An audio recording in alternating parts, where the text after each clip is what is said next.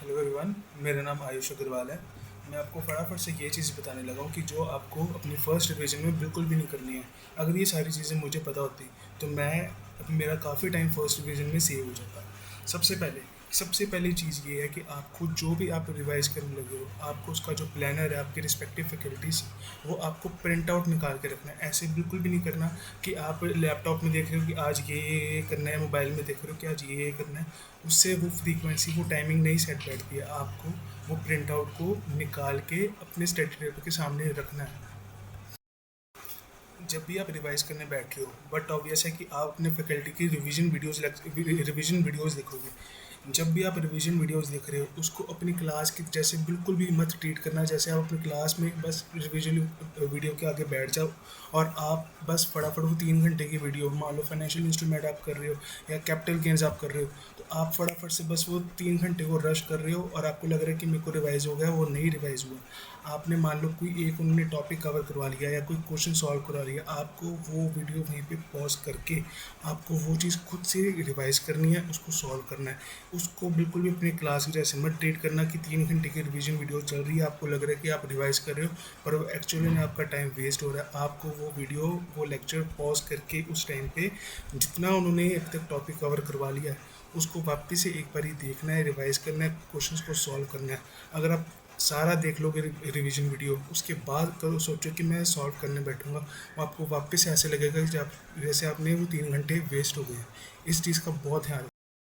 जब भी आप अपनी पहली रिवीजन कर रहे हैं, आपको अपनी नेक्स्ट रिवीजन के लिए क्या करना चाहिए और क्या नहीं करना चाहिए, उसके लिए रिमार्क्स लिखने चाहिए। जो भी आपका प्लानर है, उस प्लानर के आगे आप रिमार्क्स लिखो कि क्या क्या चीज़ें आपको यहाँ पे डिफ़िकल्ट लगी, ये क्या क्या चीज़ें आपने अभी के लिए वो उस टॉपिक को स्किप किया है या आगे करने है। सब्सिक्वेंट रिवीजन में आपको उस टॉपिक से रिलेटेड कौन से स्पेसिफिक क्वेश्चन करने हैं, कौन से नहीं करने हैं। आपको अपनी रिवीजन, इन शॉर्ट आपको अपना क्वेश्चन बैंक और नोट्स, इन दोनों को इंटरलिंक करना चाहिए। ठीक है, जब भी आप पहली रिवीजन कर रहे हो, आप नोट से रिवाइज करोगे, आप अपना क्वेश्चन बैंक सॉल्व करोगे, आपको अपने क्वेश्चन बैंक और नोट्स को इस तरह से इंटरलिंक करना है कि अगली बारी जब आप रिवाइज करो तब आपका टाइम सेव हो। इस करके जैसे आपने कोई क्वेश्चन सॉल्व किया, उसकी जो भी की टेक अवेज है, उसके जो भी एप्लीकेशंस हैं, इम्प्लीकेशंस हैं, वो आपने साथ में अपने नोट्स में लिखने हैं। ठीक है, ताकि आपका आगे वाली रिवीजन में काफ़ी ज़्यादा टाइम बचे।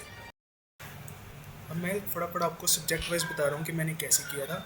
सबसे पहले मैंने एफ से स्टार्ट किया था। एफ का जब भी आपने फर्स्ट रिवाइज किया है, फर्स्ट रिवीजन की, जितने भी आपको दिन लगे, 14 दिन, 15 दिन, 16 दिन, एक बारी मैं आपको कहता हूँ कि फर्स्ट रिवीजन करने के बाद एक वापस से 3 से 4 दिन दो उन क्वेश्चंस को, कम से कम उस स्पेसिफिक एलडीआर क्वेश्चंस को एक बारी वापस से करने के लिए।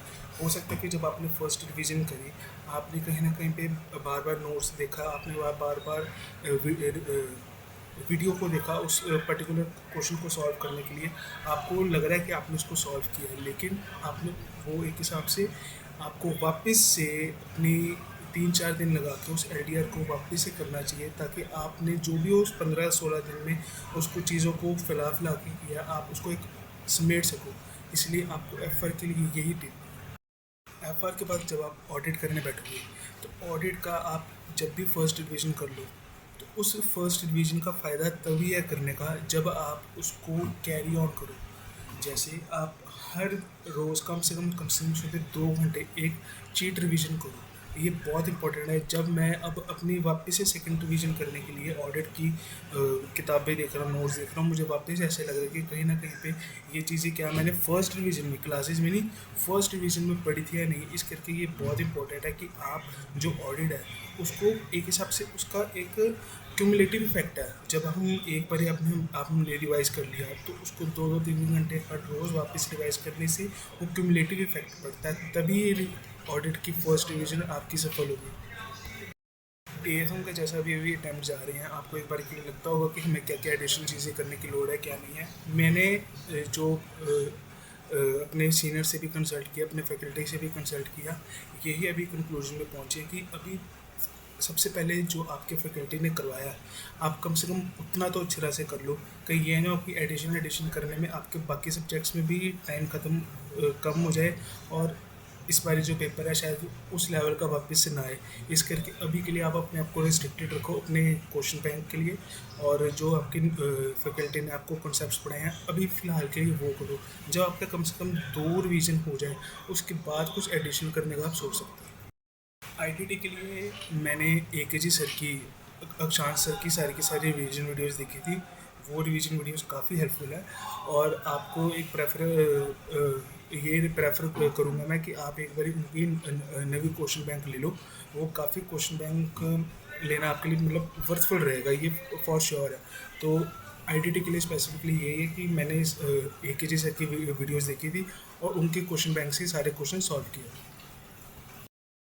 डायरेक्ट एक्स के लिए मैं आपको ये कहूँगा कि जैसे आपने सबसे पहले एक चैप्टर उठाया कैपिटल गेन, उसकी 3 घंटे की रिवीजन वीडियो है। आपको उसको 3 घंटे को वन फ्लो में ना देख के जो भी उन्होंने पहले प्रोविजंस बताए हैं आधे पौने घंटे में, जो उन्होंने क्वेश्चन सॉल्व करवाए हैं, उसको पहले पॉज करके वापस से पढ़ना है, देखना है, उसके बाद आगे वीडियो करना। सारी वीडियो इकट्ठी देखने के बाद अगर वापस से बैठोगे तो वो काफ़ी ज़्यादा फैला हुआ लगेगा। इस करके उसको पहले पॉज करके पढ़ के समझ के, और मैंने जैसे पीवी सर से वीडियोस लेक्चर्स लिए थे, आपको अपने कंपेटर और कंपाइलर को इंटरलिंक करके चलना है ताकि अगले रिवीजन में आपको वापस से वो डबल चीज़ें ना करनी पड़े। और एक बार के लिए हो सकता है कि जो कुछ चैप्टर्स हैं जो सर खुद कहते हैं कि आप सिर्फ क्वेश्चन बैंक कर लोगे वो भी काफ़ी है, तो आप वो भी अप्रोच देख सकते हो।